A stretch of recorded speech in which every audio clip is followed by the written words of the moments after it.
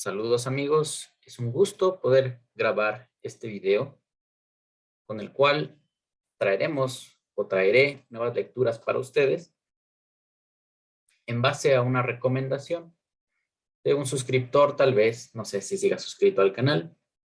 Hace un mes, dentro de los videos que acostumbro a subir de lectura sobre el Tania, me hizo la recomendación de 2 libros, entre ellos el que ustedes pueden ver a mi izquierda, yo lo veo a mi izquierda desde la pantalla, o a mi derecha, si cambiamos la posición, el cual se llama Pele Yoetz, consejero admirable. Y el otro es un libro que se llama Jobot Halevavot. Ese es un libro de filosofía judía. Y el que tenemos acá en la pantalla es un libro de ética judía. Y aunque nosotros no somos judíos, bueno, yo no soy y varios de los que acostumbran ver el canal tampoco lo son, no significa que esta sabiduría, este conocimiento no nos vaya a servir para nada. A final de cuentas somos estudiantes de la Torá, queremos aprender a servir al Creador en la manera que nos corresponda como personas, como gente de las naciones, y hasta donde hemos estudiado, lo que hemos logrado comprender ha sido benéfico para nuestras vidas. Tomé la decisión de comprar este libro y Jobot Halevavot va a tener que esperar un poquito. Se me hizo bastante complejo y la verdad no es que le tenga miedo a ese tipo de conocimiento filosófico, solamente que primero quiero transmitir en este canal algo más digerible, algo más sencillo, más fácil de aplicar, de ver la aplicación de las enseñanzas de la Torah de forma sencillita, sin complicarnos tanto la existencia y meternos en dilemas filosóficos. Eso vendrá después. Así que vamos a ir comenzando. Este video es introductorio para el inicio de lecturas. Todavía no vamos a leer ningún capítulo. Les voy a mostrar algunos fragmentos, algunas imágenes del libro y vamos a leer el prefacio del traductor, un fragmento. Vamos a leer el prefacio del editor, donde nos da algo de información sobre el autor. Ya de cómo está integrada la edición del libro, eso creo que ya no es necesario. Y después vamos a leer la introducción del autor. ¿Quién fue el autor de este libro? ¿Cuál es el objetivo que se persigue? Para esto también preparé unas diapositivas que nos van a ayudar a comprender mejor o a dar primero la imagen del libro, por ahí unos mapitas para que ubiquemos tanto la ciudad de Lubavitch, que es donde surgió el movimiento de Chabad, con el primer Rebbe, ya que son libros que estudiamos, pero no tenemos claramente el lugar geográfico donde sucedieron las cosas, no lo tenemos ubicado. ¿Dónde surge el Pele Yoetz? ¿Quién lo escribió? ¿De qué país era o qué ciudad vivió? ¿De qué época también? Y después vemos unas imágenes sobre esta edición que publica Editorial Jerusalén de México. Así que vamos a ir iniciando con el prefacio del traductor, solamente es un fragmento. Más de 7 años han pasado desde el momento en el que comencé a traducir las primeras páginas de este libro tan popular. Y son muchas las cosas que personalmente he aprendido de él. Esta obra me ha servido de consejero personal en diferentes facetas de mi vida y he impartido decenas de clases con él. Muchas veces también habré mencionado sus palabras sin citar la fuente de esas sabias enseñanzas, por no recordar de dónde extraje tal conocimiento, pues muchas de las ideas aquí expresadas ya forman parte de mis propios pensamientos. Y por supuesto, he utilizado el Pele Yoetz para aconsejar a aquellos que me han pedido consejo sobre algunos de los interrogantes que se nos presentan en la vida diaria. Este libro lo compré hace, yo creo que como un mes más o menos. Y lo he estado leyendo. Algunas de sus ideas, yo también las he obtenido en base a mi estudio de la Torá. Y eso me causa pues una alegría, una satisfacción, al menos de saber o reconocer, de reconocerme que no estoy tan perdido en mi búsqueda, en mi forma de acercarme a la Torá. Siempre trato de mantener esa línea de yo no soy judío, no voy a imitar el judaísmo, no voy a enseñar a la gente a hacer algo que ni yo mismo sé, pero si estoy aprendiendo a leerla y estoy extrayendo una información que trasciende las épocas, considero que eso sí lo puedo hacer. Con las precauciones debidas, como siempre lo señalo, cuando yo expongo mis ideas, la mayoría de las veces trato de decir, esto es lo que yo pienso. Para que nadie de ustedes se sienta comprometido ni obligado a, a deducir o suponer que yo estoy diciendo la verdad. Yo comunico mi experiencia por si a alguien le puede ser de utilidad.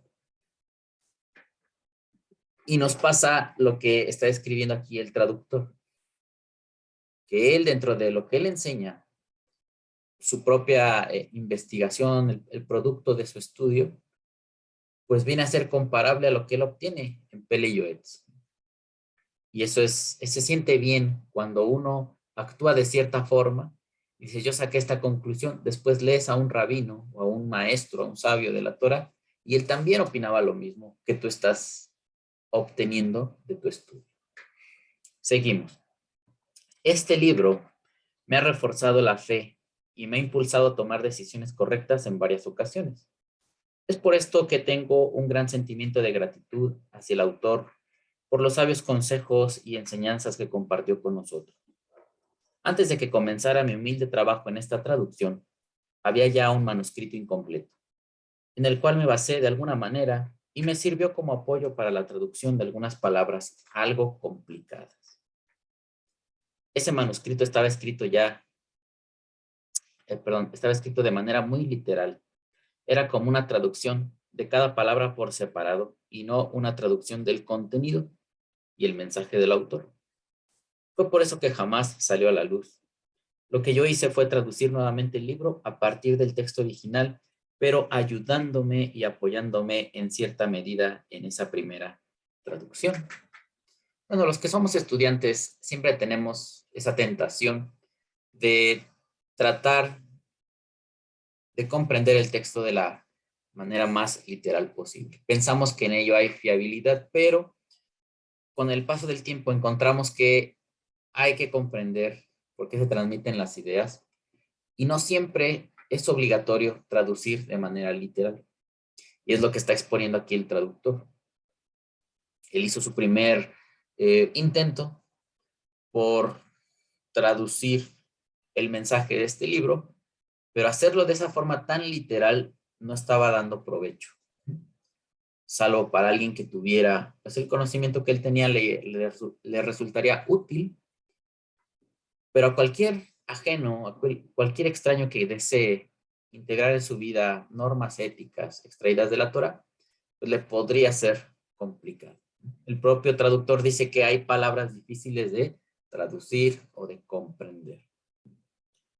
Continuamos. Con el fin de que la lectura fuera más amena, procura entender el mensaje del autor e interpretarlo con mis palabras en un lenguaje más moderno.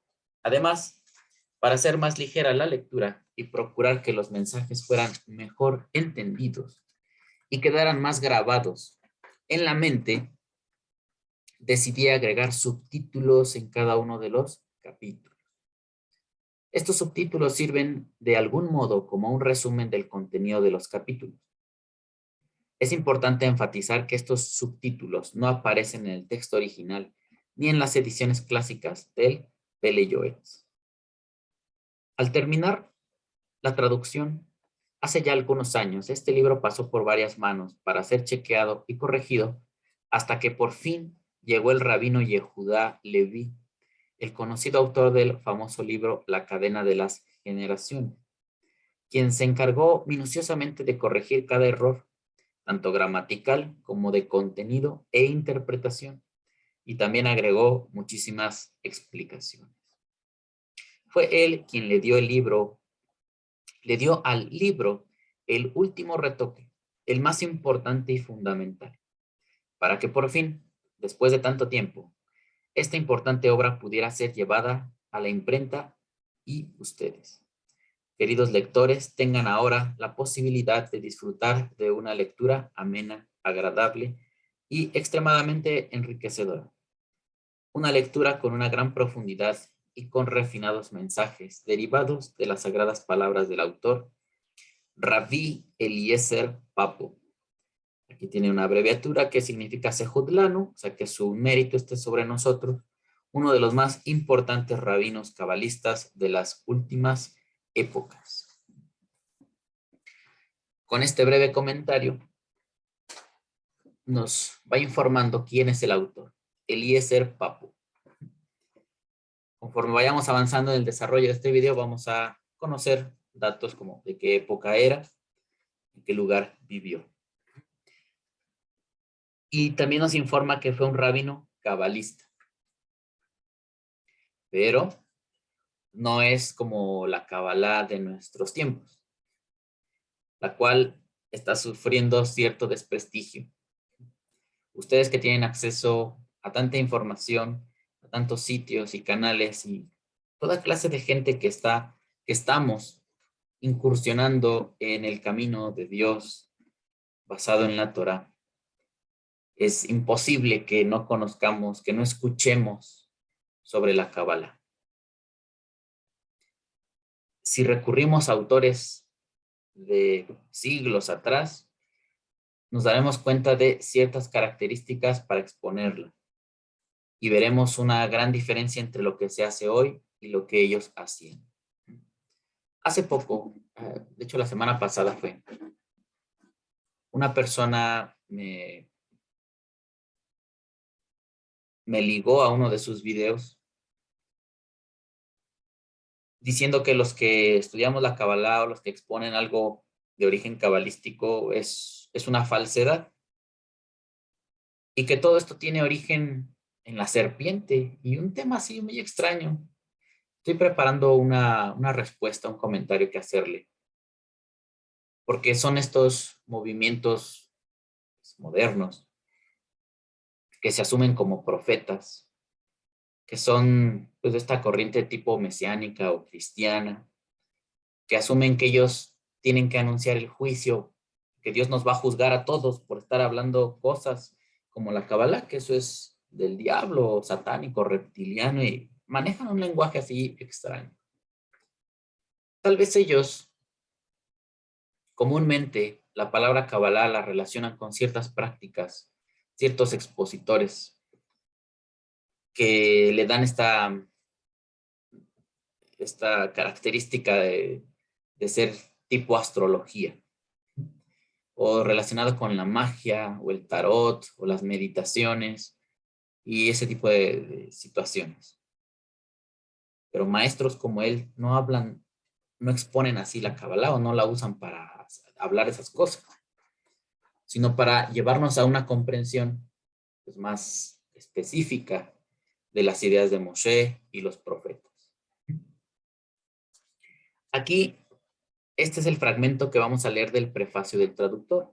Obviamente vienen más ideas y agradecimientos por todos aquellos que le apoyaron en su labor de estudio. Ahora, viene una nota al pie de página que nos dice, respecto de la grandeza y la santidad del autor, el lector encontrará información en el prefacio del editor, que es el que vamos a leer a continuación. Pero es mi deseo escribir aquí algunas palabras también.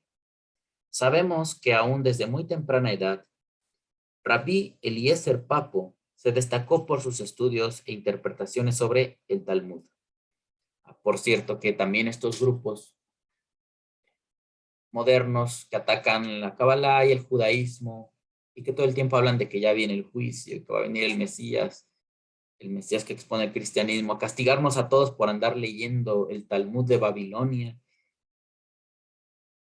En realidad, yo veo que ellos no se han puesto a estudiarlo, solamente dan consecuencia o le dan, expresan ideas de otros maestros que ellos conocen y admiran y atacan algo que no han estudiado. En el caso de Eliezer Papo, como se sabe de generaciones pasadas que los que estudiaban la Kabbalah también eran grandes conocedores de las discusiones talmúdicas.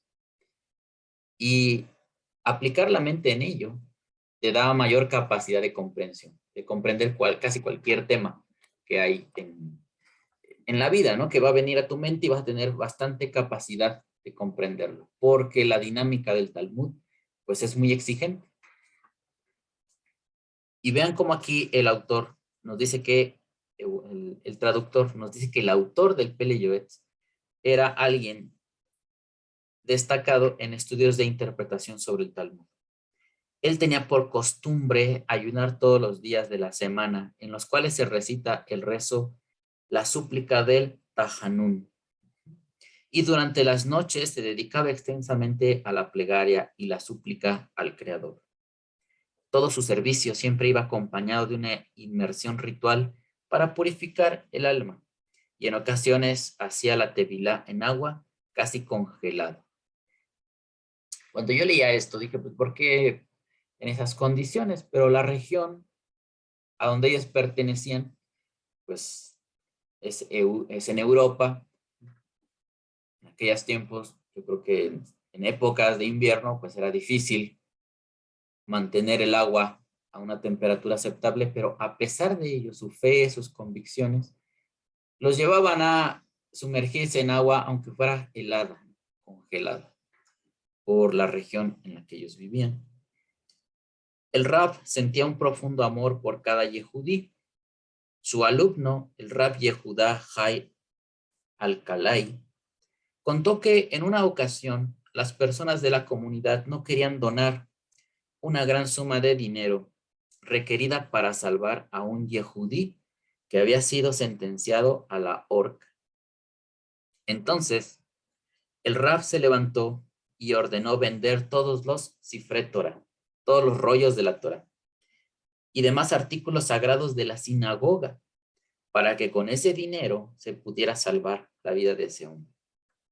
Él explicó que la Torah fue dada a Israel. Y si no hay Israel, entonces tampoco puede haber Torah. Por lo tanto, es más importante salvar la vida de un yehudí que conservar los artículos de santidad. Quería abarcar hasta aquí el prefacio del traductor para conocer esta anécdota. Como un hombre que ve en peligro la vida de alguien del pueblo de Israel acusado, no dice si justa o injustamente, pero iba a ser asesinado, iba a ser ahorcado. A cambio, o se podía salvar esta persona a cambio de una gran suma de dinero. Y nadie de los judíos de esa comunidad quería dar dinero. Y dice, pues si nadie lo quiere dar, pues vendamos los rollos de la Torah, esos valen mucho dinero, y paguemos la deuda, con tal de que este hombre no muera. Porque, ¿qué utilidad tiene la Torah si no hay quien la estudie? Si no hay un Israel que la vaya a obedecer. Y si terminamos todos muertos, ¿qué será más importante? ¿Preservar la vida de las personas para que la puedan estudiar? ¿O preservar los libros aunque no haya quien los estudie? Fue un dilema que tuvo que enfrentar en su época este rabino y así lo resolvió. O esa fue la intención. Ya no nos cuenta más la historia. Si tal vez esta acción los haya hecho reflexionar. Si los haya hecho reflexionar y lo hayan recapacitado y dijeran, no, pues no, ¿cómo vamos a vender la Torah? Pues vamos a cooperar y paguemos lo que se pide para evitar la muerte de este hermano, de este amigo. El traductor de este libro, Pele Yoetz, esta edición de Editorial Jerusalén de México, es Joseph Haim Sonana Senado. Y este fue publicado en marzo de 2011, esta edición. Vamos al prefacio del editor. Desde la aparición del Pele Yoetz en el año 5584, esto es el año 1824 de nuestro calendario, hasta el día de hoy, nuestro libro está considerado una de las más afamadas obras de Musar, ética judía de todas las épocas. La palabra Musar es eso, ética judía. Así se entiende. Hay una palabra con la que yo la relaciono, un versículo de Job, cuando el Satán dice que Job es recto ante Dios, que si no ha visto a ese hombre que, bueno, Dios le dice, no es el Satán, creo que es Dios el que le dice al Satán, ¿no has visto a Job, a este hombre que es recto, es un hombre justo, recto, apartado del mal? Sar merra, así dice la expresión, sar de musar, ¿no? Alguien que es recto, que está apartado, ¿no? Que se aparta. Ética judía de todas las épocas. Una de las particularidades de esta obra singular es que el autor no solo da consejos relacionados con la religión, sino con la vida misma en esencia. A través de sus páginas, el autor nos introduce en temas que aparentemente no tienen relación directa con la Torá, pero con maestría nos muestra qué es lo que la Torá tiene para decir de dichos asuntos. Habla con sabiduría sobre situaciones diarias de la vida cotidiana, sobre la relación entre las personas. El judaísmo es una religión de vida y cuando toda la vida está bien encaminada, todo va en dirección al Creador. Son ideas que nosotros también hemos encontrado recientemente. Cuando nosotros leemos a Moshe, pues él nada más dice, pongan el santuario aquí y todas las tribus pónganse alrededor, pero antes de las tribus pónganse pues las familias de los levitas.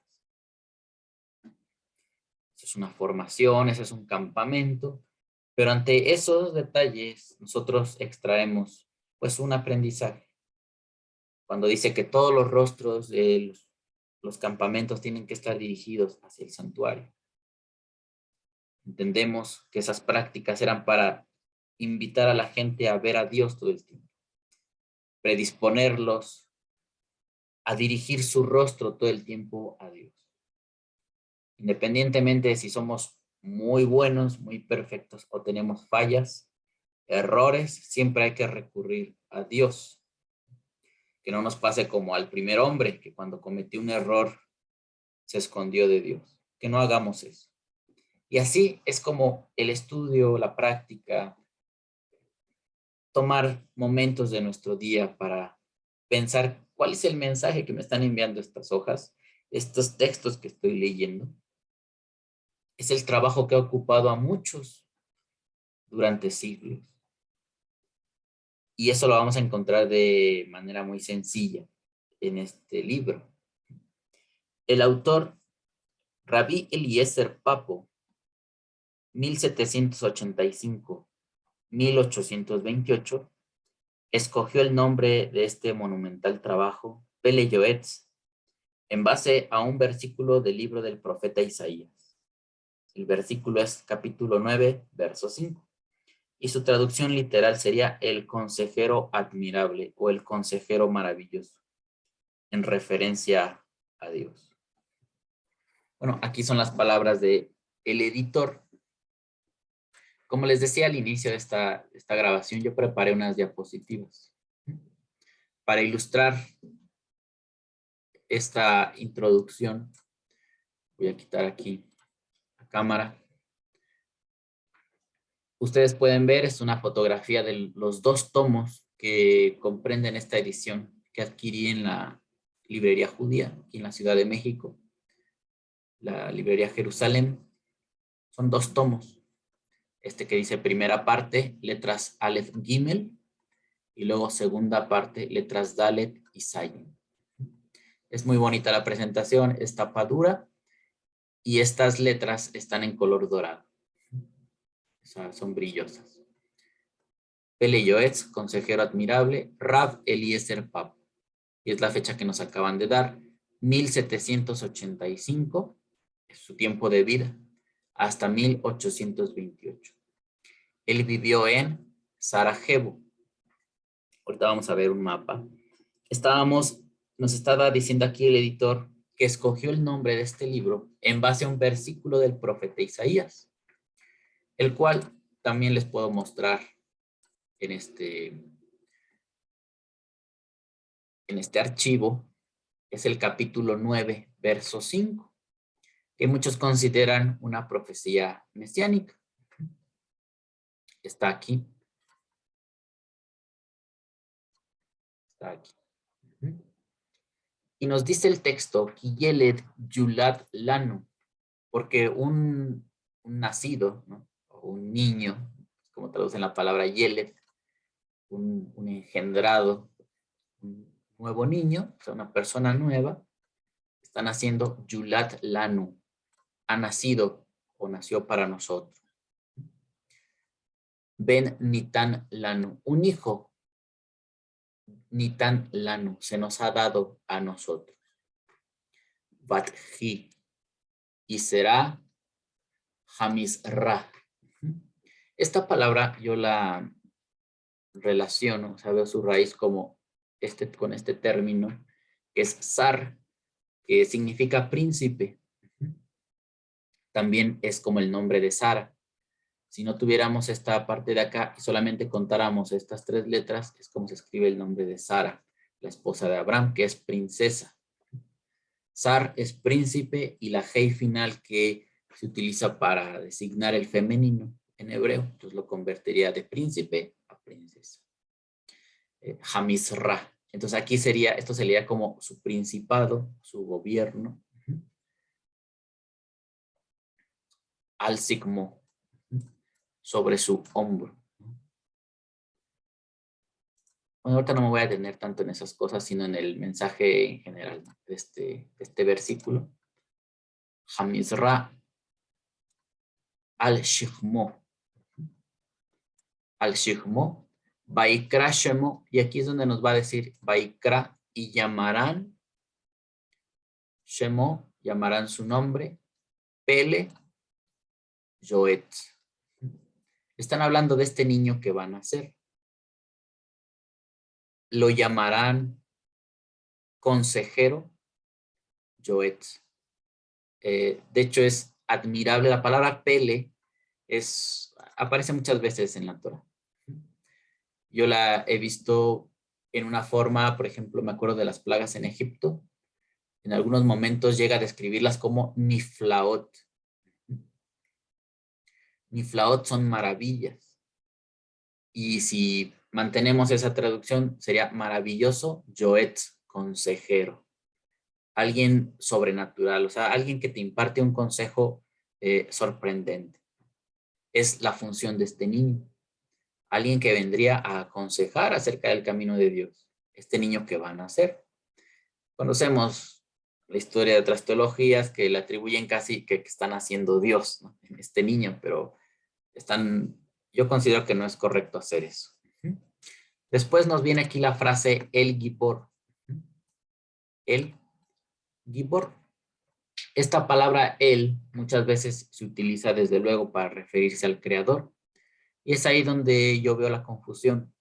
Que aquí apliquen a un niño la frase el Gibor, ellos se inclinan por traducir como un Dios poderoso.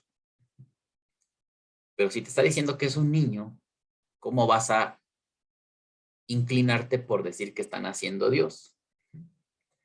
Está hablando principalmente, se le puede atribuir a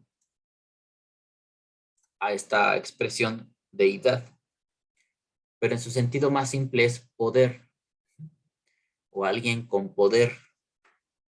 El Gibor, un fuerte, alguien poderoso, y Gibor es como valiente. Abi-ad, esta frase también, Abi-ad, es donde ellos dicen, ya ven, porque está diciendo que es un padre. Ab es padre, Abi es mi padre, y la palabra ad,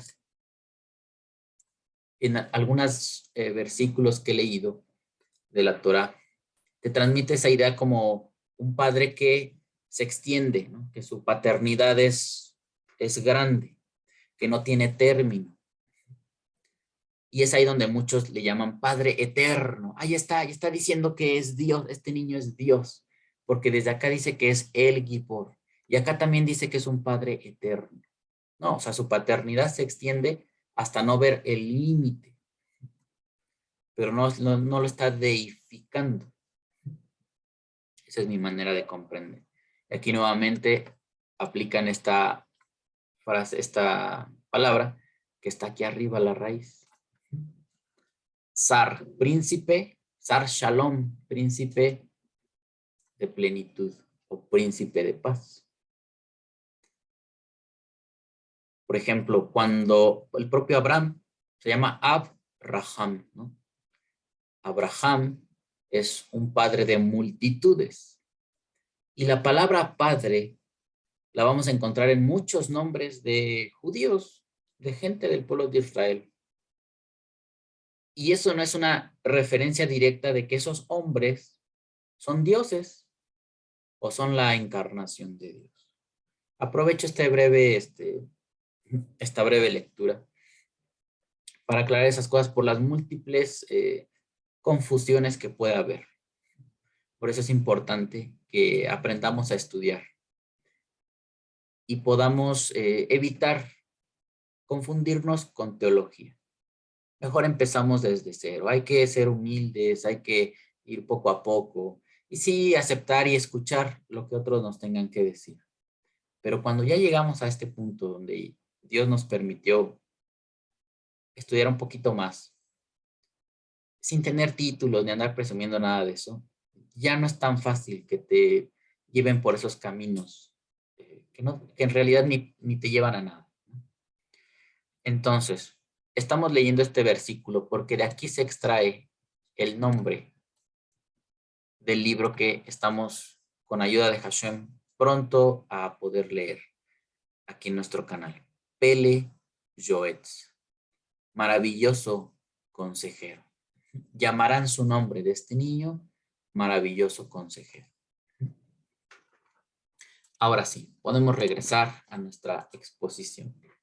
Hicimos ese breve paréntesis. En base a un versículo del libro del profeta Yeshayahu, capítulo 9, verso 5. Y su traducción literal sería el consejero admirable o el consejero maravilloso, en referencia a Dios. Aquí el editor así lo dice. Como que estas cualidades de Dios iban a descansar en este niño. No que el niño es Dios, sino que el niño alcanza tal grandeza espiritual que refleja a Dios. Y hasta cierto punto eso es correcto. Lo dice desde Bereshit, que el ser humano fue creado a la imagen de Dios para proyectar divinidad. No porque nosotros seamos dioses. Tenemos esencia divina, tenemos esa posibilidad de captar a Dios y emularlo, imitarlo. Pero de ninguna manera los profetas estarían diciendo que este niño era Dios encarnado. Esa ya es una idea pues extraña, que ellos no conocían. El consejero admirable. No obstante, la intención del autor al elegir este nombre ha sido clara: mostrarle al lector que en este libro encontrará admirables consejos provenientes de la más elevada sabiduría, la sabiduría divina. Por eso lo hemos llamado en español Pele Yoetz, consejos admirables. Como ustedes lo pueden ver en la pantalla, ellos no pusieron literalmente consejero admirable, sino consejos admirables. Con un estilo de escritura dulce que fácilmente atrapa al lector, el Raf va engarzando aquí, una detrás de otra, sucesivas perlas que tienen el poder de adornar la personalidad y los actos de cada judío.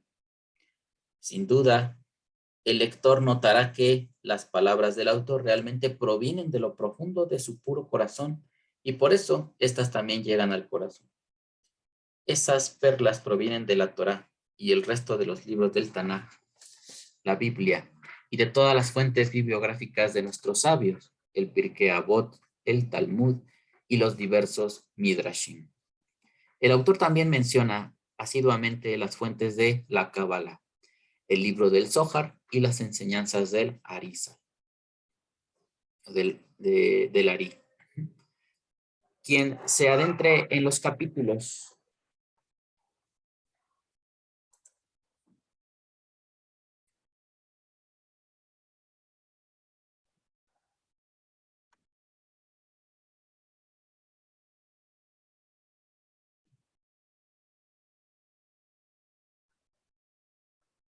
de esta obra maravillosa, encontrará lecciones idóneas para todo judío, ya sea sabio y piadoso como el autor, ya sea un simple alumno que recién comienza su camino en el servicio a Dios, ya sea alguien que está extraviado en la jungla de la vida moderna y no sabe cómo buscar el camino de salida para retornar a la fuente de la vida.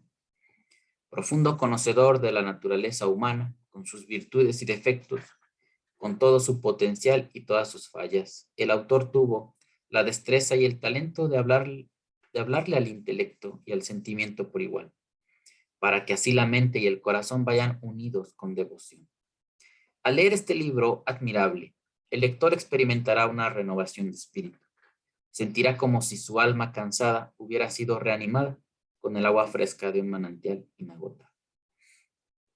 Son las primeras palabras del editor y ahora nos va a dar algo de información sobre el autor, Rav Eliezer Papo. Rabí Eliezer Papo, el autor de esta obra, nació alrededor del año 1785 en la ciudad de Sarajevo, por entonces una de las principales ciudades del Imperio Otomano en Europa. Hoy en día, Sarajevo es la capital de la Federación de Bosnia-Herzegovina, una parte de la ex Yugoslavia. Aquí en la siguiente diapositiva puse unos mapas.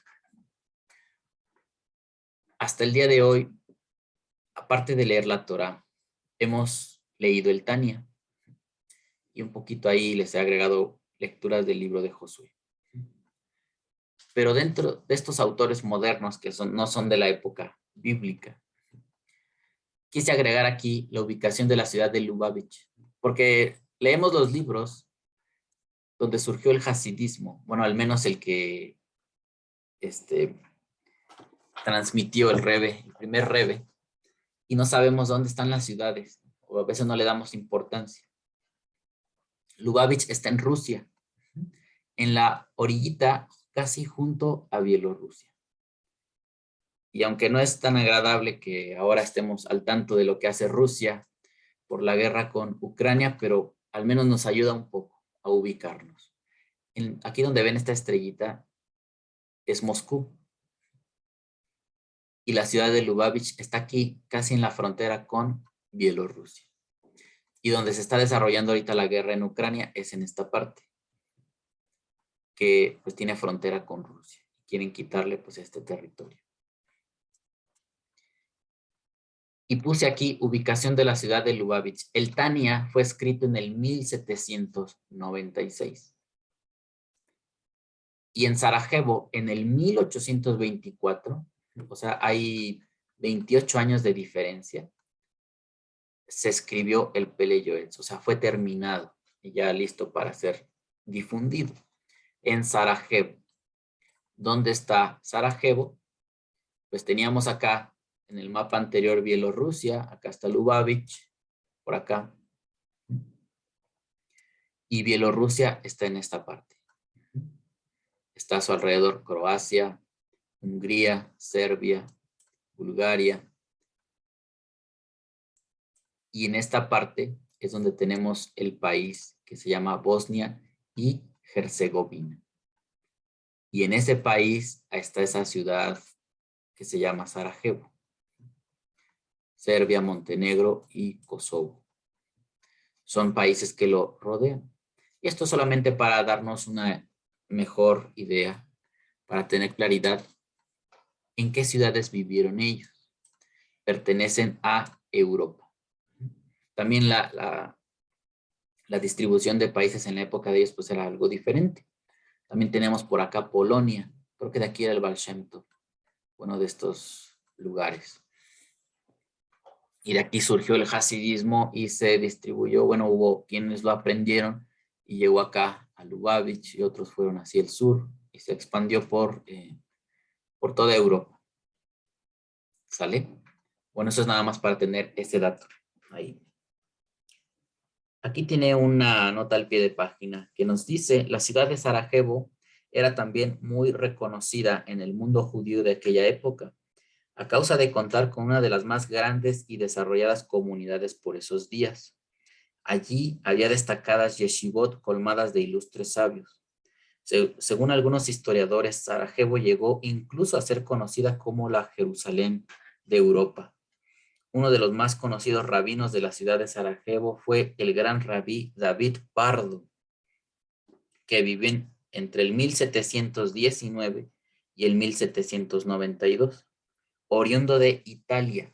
Fíjense, están cerca los territorios, por eso es importante a veces tener un mapita que nos ayude a ubicarnos. Italia está aquí y pues sería cuestión de navegar este golfo, esto que está aquí, y llegar a Sarajevo. Oriundo de Italia, autor de los libros Hasde David y Maskil le David, Shoshanim le David y Jukat HaPesach, entre otros. El Rav Pardo fue el gran rabino de Sarajevo desde el año 1773 hasta el 1782, cuando luego partió con destino a la tierra de Israel. El Rav David Pardo también fue consuegro del Rav Haim Yosef David Azulay, el Jidá, pues Simha, una de las hijas de este último, fue desposada por Rabí Abraham, uno de los hijos de Rabí David Pardo. Bueno, esta información que ponen para que el lector pues, conozca un poco más cómo se relacionaban los rabinos entre ellos. Se casaban unos con sus hijas y así se formaban las familias de estudiosos. Seguimos. El padre del autor se llamó Rabí Itzhak Papo y su madre, Blanca. Ellos eran justos y piadosos. El Rav Eliezer Papo estudió Torah de la boca de Rabí Eliyahu Hayun. Él también bebió de las aguas de vida de Rabí Moshe Danon y del justo y piadoso Rabí Haim Musafia, quienes sirvieron en el puesto de gran rabino de Sarajevo.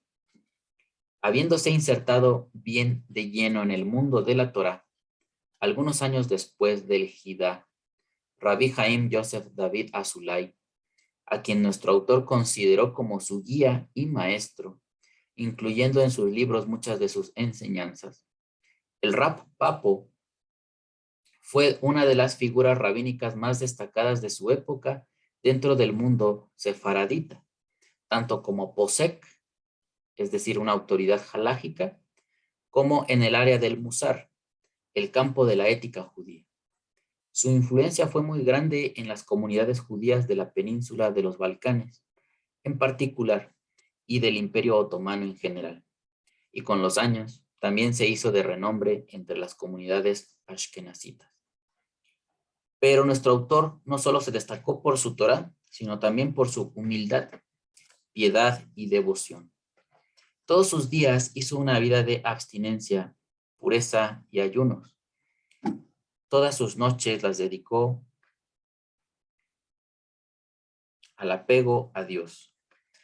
Nada le parecía difícil cuando se trataba de procurar satisfacción ante el Creador. Nuestro autor también fue muy grande en Kabbalah y ya han trascendido varios milagros que realizó. Siguiendo él mismo uno de los consejos que escribió en este libro, el Rav Papo optó por ocupar el cargo de rabino en un pequeño poblado y no en una gran comunidad, aunque la paga era más reducida y apenas alcanzaba para cubrir las necesidades. Vean cómo es importante, hermanos y amigos que visitan el canal, que conozcamos esta información de los autores. Sobre todo por lo que todo el tiempo les estoy remarcando, de que nuestra vida de estudio de la Torah está acompañada, o sea, viene acompañada, garantizada de parte de Dios por bendiciones, porque él así quiso. Y Moshe así lo entendió y lo explicó, que quien guarda los preceptos pues, será bendecido por Dios y cubierta sus necesidades. Pero siempre tenemos que cuidar ese aspecto que pues, naturalmente está en nuestra mente, que se despierta cuando empezamos a tener prosperidad. Ya el hombre cae en esta búsqueda excesiva del dinero y podemos extraviarnos todos. Para fortuna nuestra tenemos al menos testimonios. Yo no conocía a este señor, solamente tengo acceso a testimonios que hablan de él. Pero nos deja ver que si hemos llegado a estas conclusiones, no estamos tan perdidos. La vida de la Torá no es un fin en sí mismo llenarse las bolsas de dinero, ni vivir en opulencia. Si Dios te lo da, qué bueno, hay que disfrutarlo sanamente. Pero eso no es lo que siempre va a satisfacer a alguien que es espiritual. Así que muchos rabinos como él, aún teniendo la oportunidad de enriquecerse o de tener una vida más cómoda, prefirieron estar en lugares pues más nobles, más sencillos, más humildes. No aspiraron a grandezas ni a andar presumiendo sus títulos ni su conocimiento. Y eso nos da eso en sí mismo ya es un buen consejo, ¿no? Su ejemplo de vida, si es que esto es verdad, porque son testimonio. Nadie de nosotros lo conoció, pero puede servir como inspiración para nosotros y no lleguemos un día a perder el piso y pensar que una vida exitosa de la Torah tiene que reflejarse siempre en costales y costales de dinero. Eso no es así. A la edad de 35 años aproximadamente, en el año 1820, aceptó el rabinato de la comunidad de Silistra, una pequeña ciudad del noreste de Bulgaria. Es bueno ver el mapa. Aquí tenemos Sarajevo y Bulgaria está por acá. Nos dice que es Silistra, una pequeña ciudad al noreste de Bulgaria. Entonces sería por esta región, ¿no? Noreste. Emplazada en la orilla sur del río Danubio, el cual marca en ese punto la frontera con Rumania, no muy lejos del Mar Negro. Entonces tenemos acá Bulgaria, Rumania, por acá debe estar el río Danubio, ¿no? En algún extremo de aquí. Y nos mencionan el Mar Negro. En Silistra, el Rab se destacó por llevar adelante una comunidad que, aunque pequeña, contó con miembros observantes y piadosos. También hizo grandes mejorías en la organización de la quejila, de la congregación, y fundó un fondo de ayuda y beneficencia. Allí se pudo ver, más que nunca, el gran amor que sentía por el pueblo de Israel y su sacrificio inagotable por cada judío. El Rab tuvo el mérito de tener a su lado una mujer justa, piadosa y con excelentes cualidades de la personalidad. Además, su esposa era muy letrada en los libros de Musar, ética judía, y Rabí Eliezer Papo acostumbraba a aconsejarse y consultar con ella sobre todos los temas de Musar que tocaba en sus libros. Relatado por el hijo del autor, Rabí Yehudá ben Pele, en la introducción al libro de su padre, Geset la Alafim, el cual publicó en forma póstuma. O sea, este detalle de que el Rab Papo se aconsejaba aún de su esposa, lo dio su hijo al escribir un prefacio, ¿no? Una introducción a uno de los libros de su papá. Su padre, el Rab Papo, ya había fallecido y habrá dejado obras pendientes y su hijo las publicó. Y en esa introducción llegó a dar ese dato. Es importante, eso habla de que un matrimonio funciona. No se trata de que el hombre todo lo sabe, aunque sea estudioso de la Torah, y la mujer que se calle, ella es ignorante, es torpe y tonta y no sabe de los temas de la Torah. Lo digo así porque hay quien así piensa. Lamentablemente, incluso hasta si nuestras esposas no son tan expertas, no son muy estudiosas de la Torah, eso no significa que sean malas personas. Y tampoco significa que en un momento que no tengamos claridad, ellas no sean viables para darnos un consejo. El Rav Eliezer Papo tuvo 2 hijos, Rabí Yehuda y Rabí Menahem, y 2 hijas. Uno de sus yernos fue Rabí Aharon Azriel, quien luego sería conocido como un gran cabalista, autor del libro Capé Aharon y jefe de la yeshiva de cabalistas y piadosos Betel en Jerusalén.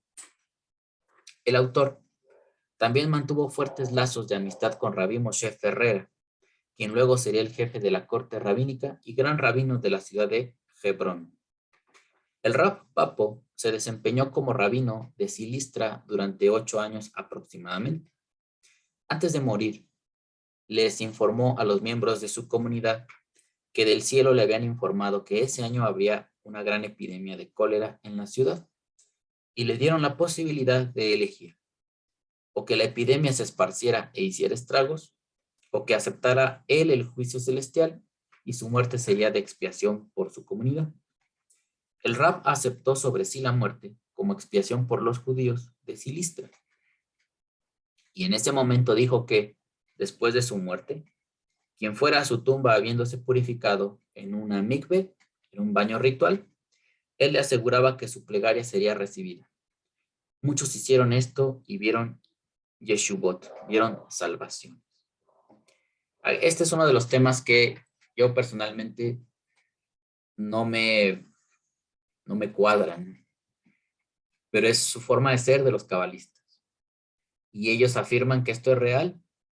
Yo no puedo afirmar eso porque no lo he visto, pero de seguro que si un día tengo la oportunidad de verlo, pues yo no tengo ningún problema de afirmarlo y comunicarlo. Pero mientras yo no pueda evidenciar esto, pues yo le pongo un asterisco.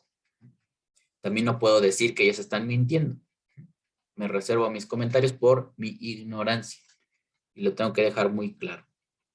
¿Sale? Ellos, ustedes han oído mucho, bueno, si frecuentan canales de cabalistas, yo ya no lo hago, pero en su momento pues me interesó ese mundo y ahora me enfoco más a lo que es la Torah sin ese tipo de manifestaciones que hoy se dan del estudio de la Cábala. Tienen mucho eso de ir a las tumbas de los maestros y se les asegura que si hacen rezos ahí, se les pueden curar ciertas enfermedades o Dios puede hacer milagros por ellos. Aquí parece que el Rav Papo, pues en esta anécdota que están contando acá, él también expresó una idea de este tipo, ¿no? De esta naturaleza. Continuamos. El Rav Eliezer Papo falleció el 20 de Tisre del año 1828, a los 43 años de edad solamente. Y hasta el día de hoy, su tumba es un foco de peregrinación para judíos de todas partes del mundo. Leemos un fragmentito más ya para pasar a la introducción del autor, ya para conocer los pensamientos iniciales del propio Eliezer Papo, que nos van a abrir la lectura a los capítulos que él escribió. ¿Sale? Además del Pele Yoetz, que nuestro autor publicó en vida en el año 1824, o sea, 4 años antes de morir. Él murió en el 1828 y publicó Pele Yoetz en el 1824, en hebreo, y que después fue traducido al ladino, yiddish, árabe, portugués y español. El Rav Eliezer Papo escribió varios libros más en las diversas áreas de la Torah. Orot Elim, Bet Tefilá, Elef Hamagen, Yaalesu Hasidim, Gesed La'alafim, Jodesh Ha'abib, Dan Yadim. Asimismo, muchas cartas de respuesta a preguntas alágicas que recibía, las cuales fueron reunidas en un libro de responsa llamado póstumamente Sheelot Utshuvot Pele Yoetz. Tal vez uno de los alumnos más conocidos del autor fue el Rav Yehudá Shelomo Hai Alkalai, autor del libro Minhat Yehuda, entre otros. Bien, hasta aquí vamos a dejar el prefacio del editor. Y ahora sí, vamos a conocer la introducción del autor. Mientras tanto, les muestro en las diapositivas unas imágenes del libro para que vayamos conociendo su estructura. Esta imagen salió un poquito borrosa, pero creo que se alcanza a distinguir.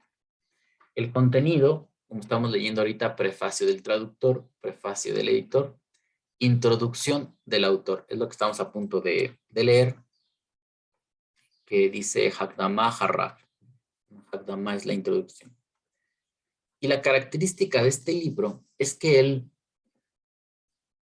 transmite conceptos en base a su orden, en orden alfabético. Aquí tenemos, dice, letra Aleph, y este lado dice Ot Aleph, el signo Aleph o la letra Aleph. Y el primer tema que empieza con Aleph, que él consideró más importante, es Ahavá lehakadosh baruch. Esta frase comienza con Aleph, ¿no? El amor al eterno bendito sea. Y es uno de los temas que también nos está ocupando entender en nuestras lecturas del Tania, el amor a Dios y el temor. Y también él, si vemos, es como en la época, tanto en Rusia como acá en Sarajevo, después se fue a Bulgaria, el Rav, la comunidad judía basaba su conocimiento como principio el amor a Dios. Hacer las cosas, enfocar tu vida por amor a Dios. Otras situaciones pues son válidas, no vamos a decir que son malas, pero que siempre la base de todo sea amar a Dios. Eso ya habla de una transformación del hombre, que tenga esa capacidad. El Rebbe de Lubavitch era más específico, ¿no? Y hasta, como lo hemos visto ahora, hasta hablan de niveles de amor, porque pues no todos amamos igual. Y alguien podría decir, pues yo no he manifestado eso, entonces ¿significa que yo no amo a Dios? No, no significa eso, tal vez estás en otro proceso o en una manifestación diferente del amor a Dios, pero hay que aspirar a lo más grande. Después nos dice amor a sí mismo, ahabat atzmo. Y como se dan ustedes cuenta, todos estos temas inician con la letra Aleph. El amor entre el hombre y la mujer, el amor a los estudiosos de la Torah, son temas que él seleccionó por orden alfabético. Amor al prójimo, el duelo, la fe, la comida y la bebida, la verdad. ¿Qué es la emet? Mucha gente dice, yo hablo en verdad. Como este joven de Chile, en su canal, que me decía que los que estudiamos Kabbalah, los que estudiamos hebreo incluso, me llega a mencionar en su video que el estudio de la Torah, que conocer a Dios no tiene que ver con estudiar hebreo, que eso no es necesario, que eso no importa. Bueno, ellos dicen que somos falsos maestros y que ellos hablan la verdad. Ellos sí comunican la verdad y los demás nada más hablamos falsedad. Estamos del lado de la serpiente, según sus explicaciones. Bueno, aquí él nos va a dar su estudio, su opinión acerca del concepto de la verdad, el coraje, la tierra de Israel, el amén, los hermanos, la unión, la herejía, el oficio, las compilaciones y los huéspedes, orjim. Y así vamos a ver los temas. Este primer tomo abarca temas sobre o que están en el orden de la letra Aleph hasta la letra Gimel. Solamente yo les muestro la foto de la Aleph. Ya los demás no. Solamente para que se den una idea de cómo es el libro. Y esta es la estructura, así es como son los capítulos. Esta foto ya salió más claro. Este es el primer capítulo. El amor al Eterno bendito sea. Ahavá lehakadosh baruch hu. Ahavá lehakadosh baruch hu ein midah tová. Gemena. Y vemos eso traducido en español. El amor al Santo bendito sea es una de las virtudes más importantes, ya que el amor deriva todo el servicio a Dios, o del amor deriva todo el servicio a Dios. Y por ende, todo el judaísmo, pues no es lo mismo servir a Dios por amor que por la reverencia que le debemos. Es lo que nos explicara el Rebe, ¿no? Una cosa es servir a Dios por amor y otra es por temor. Aquí le llaman reverencia. Que justamente aquí está, dice mi irá. Mi irá, que es la palabra irá, que es temer. No es lo mismo servirle, dice Obed me ajaba, le Obed mi irá. No es lo mismo servir por amor que servir por temor. Pero aquí como nos traducen la palabra temor como reverencia. Y así es básicamente la estructura. En la parte de abajo vienen comentarios al pie de página. Dentro de la redacción llegan a venir estos numeritos pequeños que están aquí, que nos dan una explicación o una cita bíblica. Por ejemplo, este es de Eclesiastés 10:12. El corazón es el motor que impulsa al hombre y le da fuerza para hacer las cosas. Si se ama a Dios, el corazón impulsará a todos los demás miembros, dándoles la energía para que puedan realizar las mitzvot. Esa es la estructura del libro. Esto es lo que vamos a estar leyendo si Hashem nos concede. Y este sería pues las primeras líneas del capítulo 2, el amor a sí mismo. Y este es el título, Ahavat Atzmo. Esta palabra Atzmo, yo la he visto que, bueno, su raíz o su significado más simple, o de los más simples, significa hueso. Etzem, los huesos de Yosef, que fueron llevados, ¿no?, a la tierra de Canaán. Tenían que ser llevados. Y el hueso, pues es la sustancia, es aquella parte de nosotros que es la esencia. Entonces, esta frase, si también lo comparamos con el significado, es amor a ti mismo, amor a tu esencia, amor a lo que tú eres. Y qué importante que alguien nos invite a la reflexión de ese tema, porque hoy se predica mucho el amor al prójimo, pero la Torah dice, ama a tu prójimo como a ti mismo. ¿Qué es primero, amar al prójimo o amarse uno mismo? Yo diría que amarse uno, porque el amor que tú te tienes es el que le vas a proyectar al prójimo. Si tú no te amas, ¿qué es lo que vas a proyectar hacia los demás? ¿Qué bienestar vas a querer para otros si tú mismo te maltratas? Hay gente que piensa que la vida de amor al prójimo consiste en solamente sacrificarse por los demás. Pero ¿en dónde quedaría el amor a ti mismo? Hay que encontrar un equilibrio, un balance. Aquí nos dice, intrínsecamente a la naturaleza humana, el Creador estableció que el hombre se ame a sí mismo más que a todo en el mundo y que esté dispuesto a entregar todo por su propia vida. Son las reflexiones que él nos va a invitar a hacer. Bueno, voy a leer la introducción del autor. Es un poquito larga. No creo cubrirla toda, pero este es un video introductorio para conocer este libro que, con ayuda de Hashem, si él nos ayuda en esto, si no lo permite, lo vamos a poder lograr junto con nuestras lecturas del Tania y lo que también leemos sobre la Parashá semanal. Introducción del autor. El consejero admirable, Pele Yoetz, el Dios poderoso.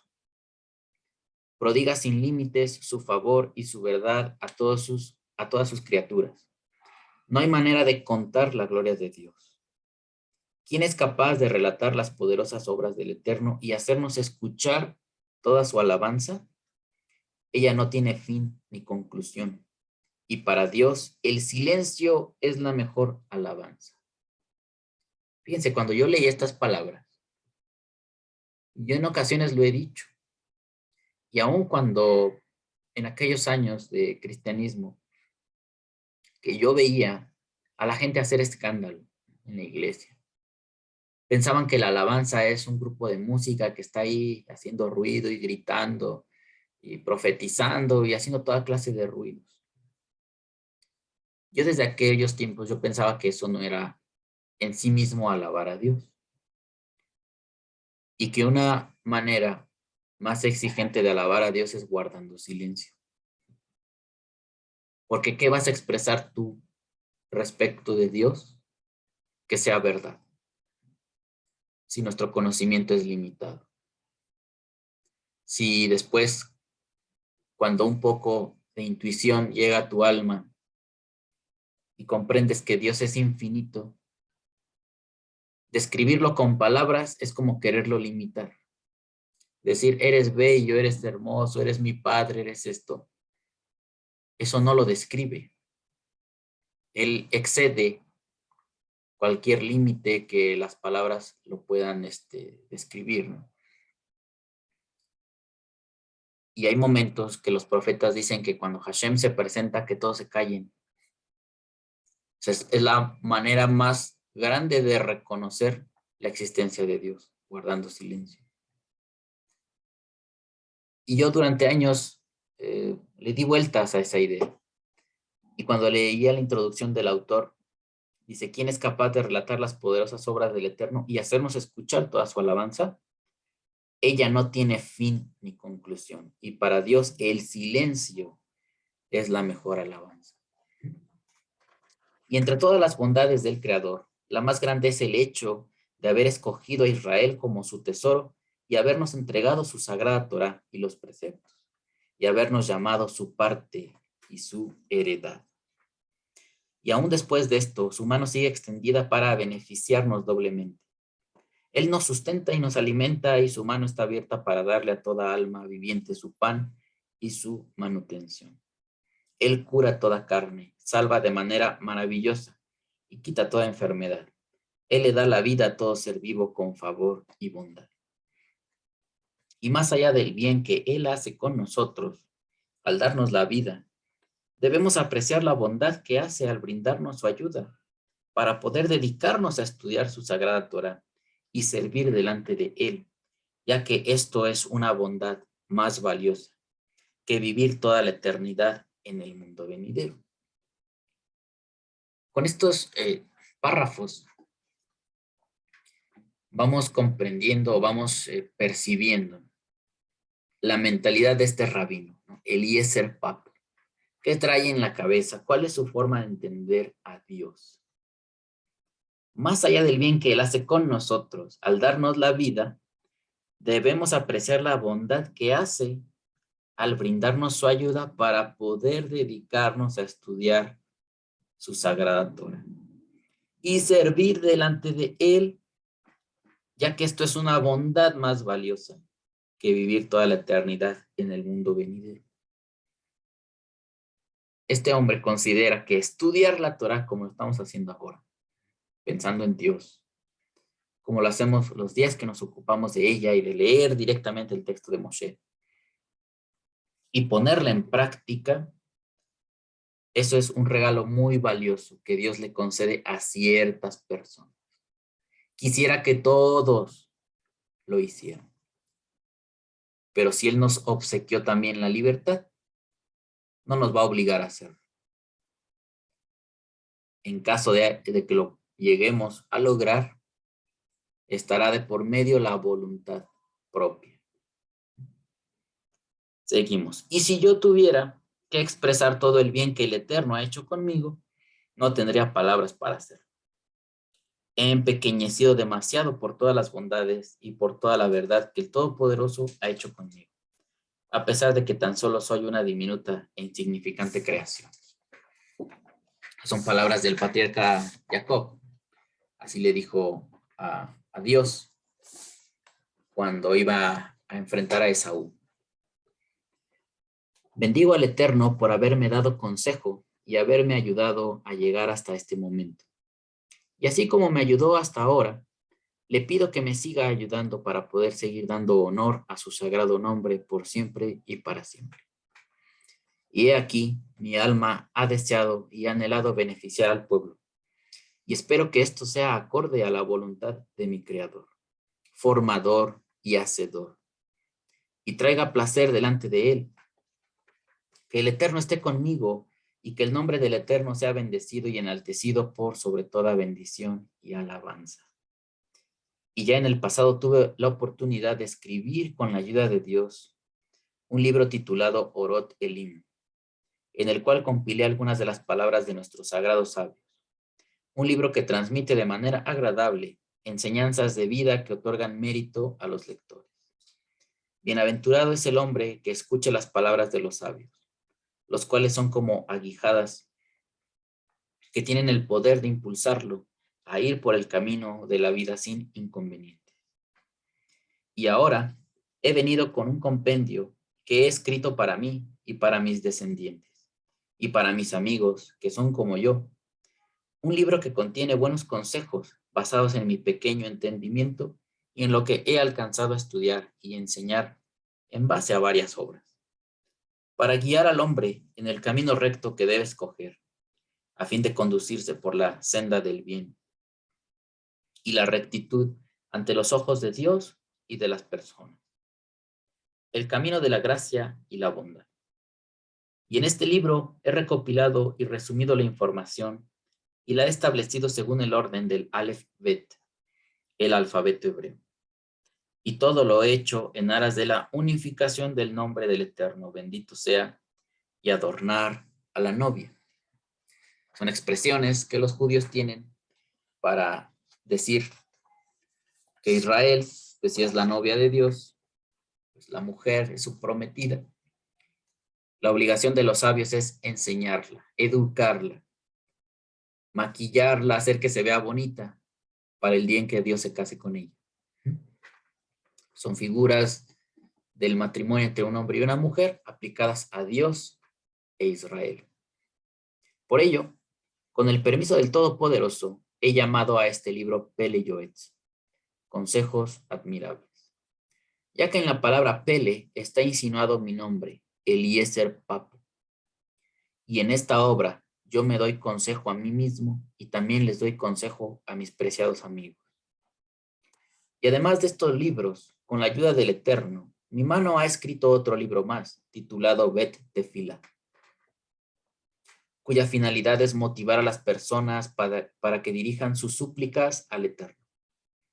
Ese libro contiene plegarias y súplicas para cada persona en cada situación, pues los rezos tienen mucha fuerza para anular los malos decretos y también para impedir que nos lleguen problemas y sufrimientos.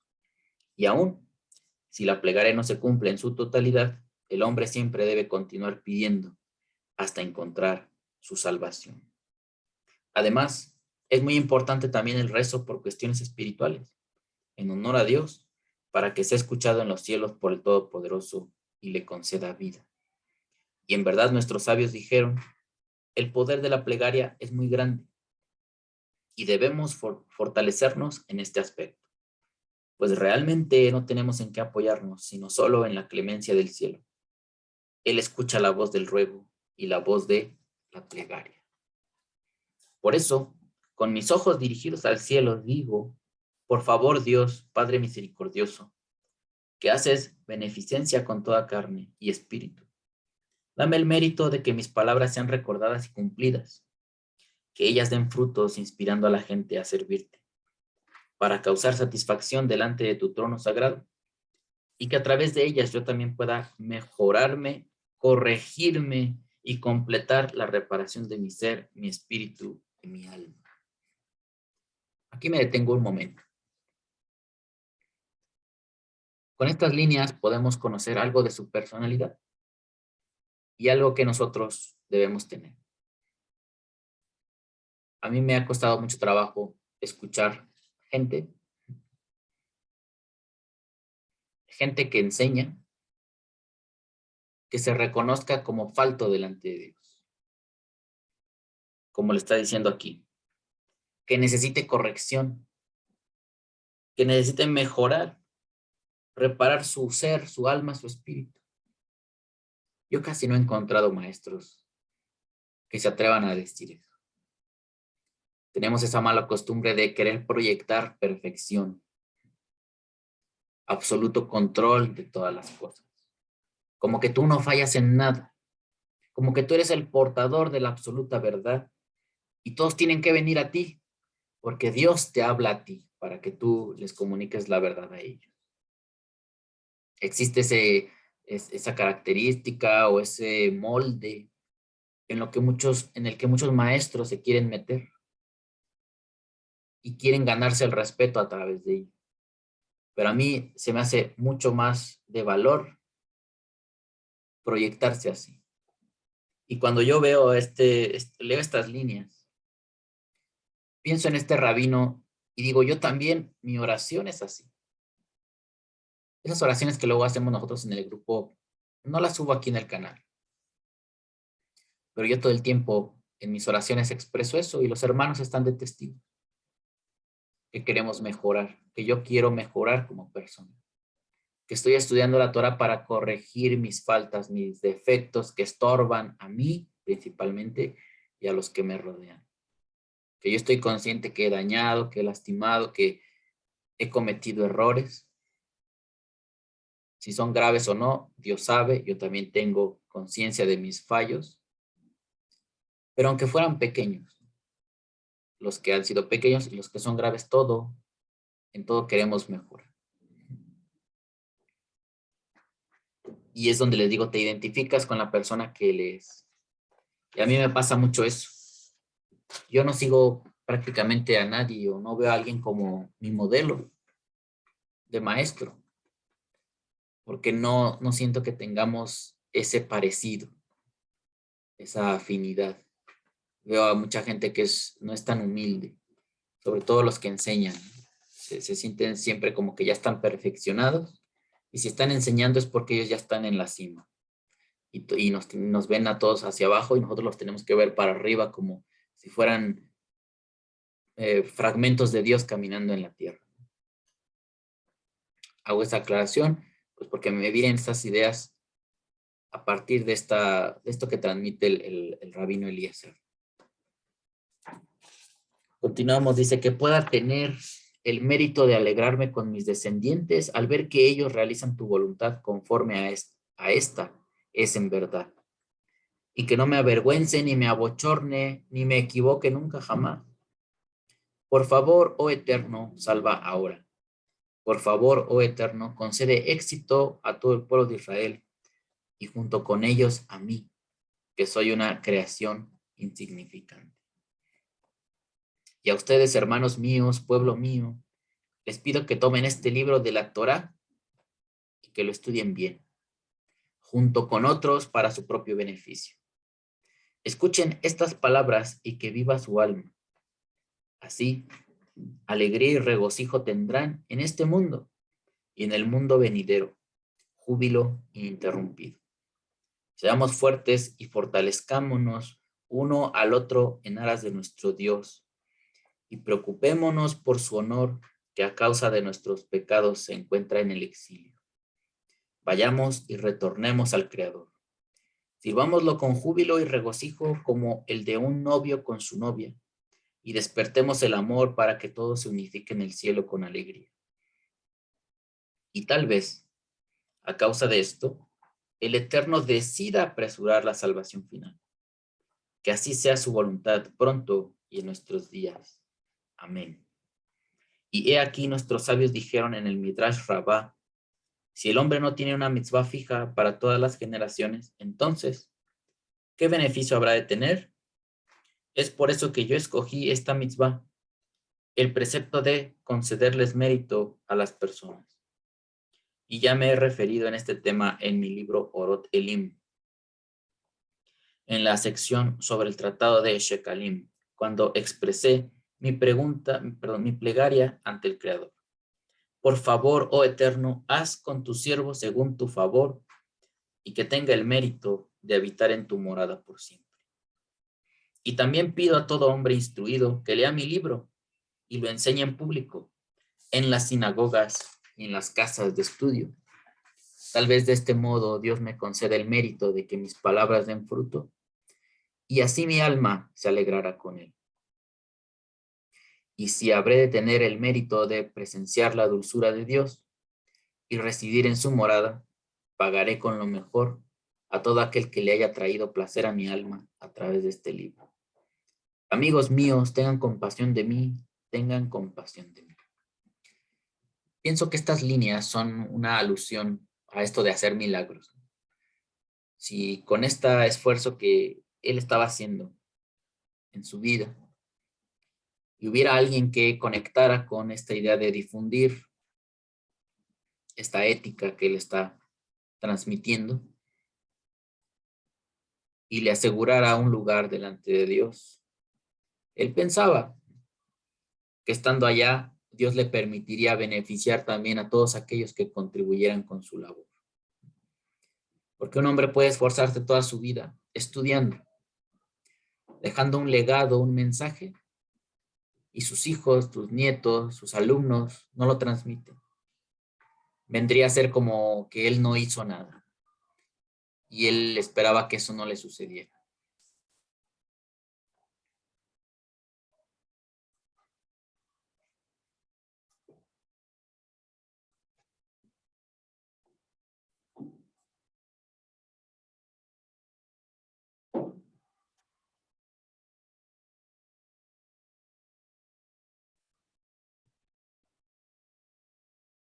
Muy bien.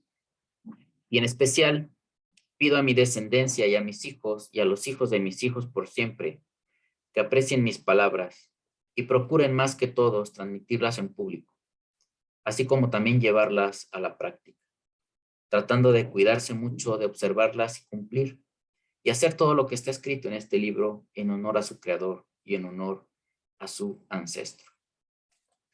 Y la verdad, hablaré ahora con mi boca. Yo conozco realmente mi pobre valor, sé lo pequeño que soy. Sé que no soy apto para dar reprimendas y que no soy una persona digna de sugerir ni dar consejo y sabiduría. Además, temo de la burla de las personas y tengo miedo de que por mi intermedio tal vez le llegue algo malo a alguien, como escribí en este libro, en el capítulo Las compilaciones. Mira allí.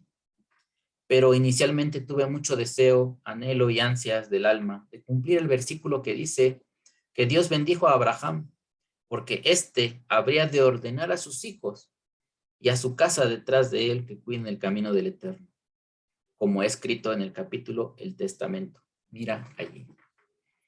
Y por eso, y es por eso que hice este libro y me ocupé con esmero de su impresión, con la ayuda del cielo, para que su mérito permanezca para mis descendientes y los descendientes de mis descendientes por siempre. Y tal vez así encuentre gracia ante los ojos de Dios. Y estos escritos sean de agrado también para otras personas fuera de mi simiente, para que los estudien y los enseñen en público, haciendo benevolencia conmigo, como escribí al final del capítulo La reprimenda. De todos modos, les pido que tengan buen criterio, pues no todo lo aquí escrito debe ser expuesto delante del pueblo en su totalidad. Además, hay palabras que deberán ser omitidas en el momento de leerlas en público, por respeto a las personas. Por ejemplo, se debe omitir el término ignorante y otros términos similares.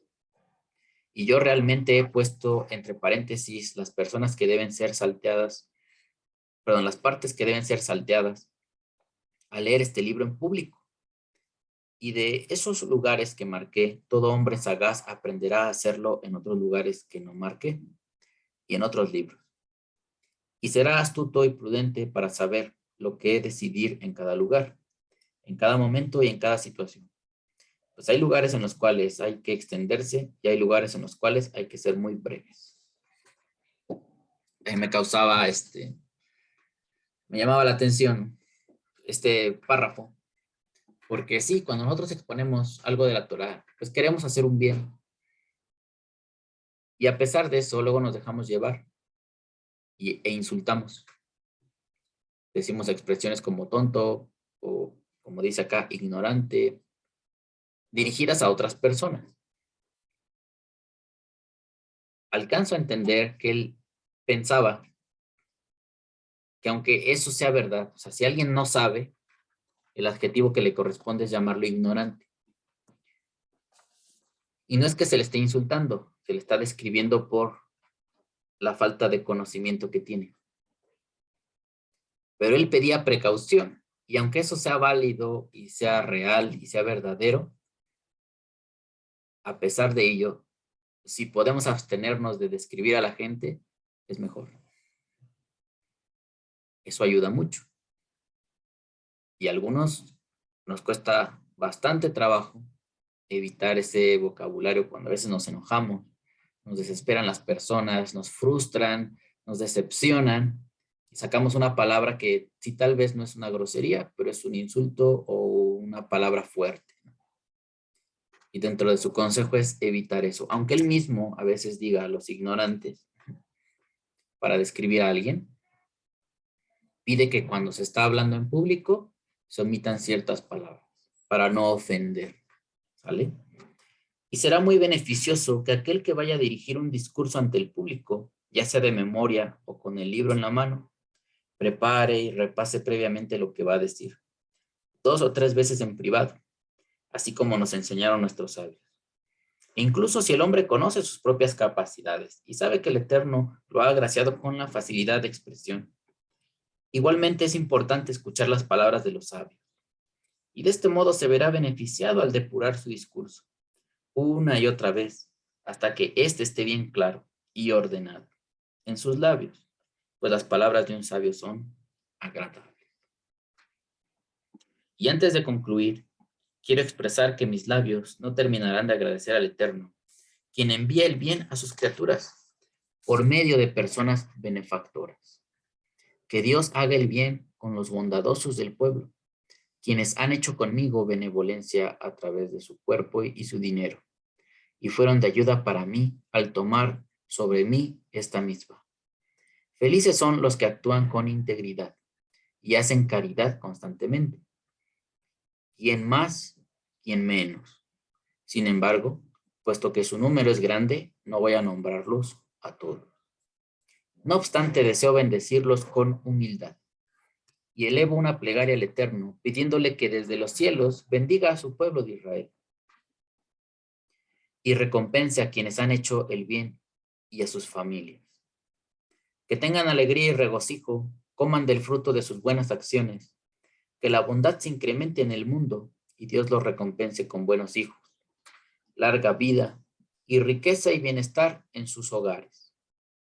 Que encuentren paz en todas sus cosas y tranquilidad en sus residencias. Y el capital de su acción quedará íntegro para el mundo venidero, y su favor estará con ellos eternamente.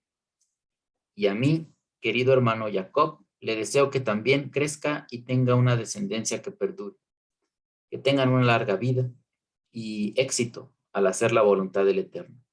Amén, que así sea su voluntad. Y ahora, que se incremente el poder del Eterno y la diestra del Eterno se eleve y se fortalezca.